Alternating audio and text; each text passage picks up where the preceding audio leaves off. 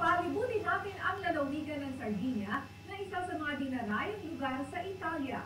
Bukod sa mayamang kasaysayan at kultura, panyag din ang Sardinia sa magagandang beaches nito.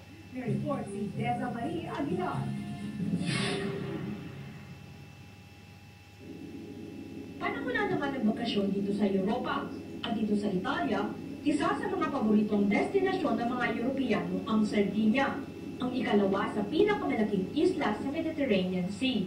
Ang Cagliari ang kabisara ng lalawigan ng Sardinia.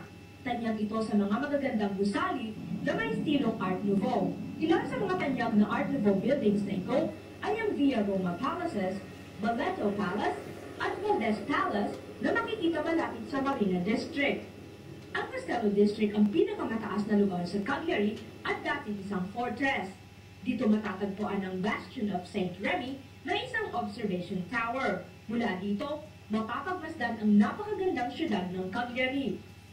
Sa pagitan ng mga nagtataasang gusali sa Castello District ay maliliit na daan na magdadala sa iyo sa iba't ibang bahagi ng distrito. Isa na dito ang Piazza Palazzo kung saan matatagpuan ang Cagliari Cathedral. Ang katedral ay gawa halos ng marmol sa disenyo ng Neo-Gothic at Baroque. Sa loob nito ay kamanghamanghang design ng mga imahe at maliliit na altar.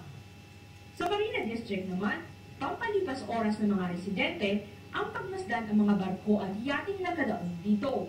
Malapit din sa Marina District ang City Hall ng Cagliari na gawa sa marmol. Bukod sa mayaman itong kasaysayan at kultura, narito din sa Sardinia ang pinakamagandang beaches dito sa Italia. Ang Porto Beach ang isa sa pinakasakyat na beach sa Cagliari. May habang 8 kilometro ang puting buhangin nito at malapit sa burol na tinatawag na Sella del Diavolo. Dahil libre sa publiko, tuwing tag-init, dagsa ang mga turistang nais maligo sa beach na ito. Marami pang magagandang lugar na matatagpuan dito sa Cagliari at sa buong Sardinia.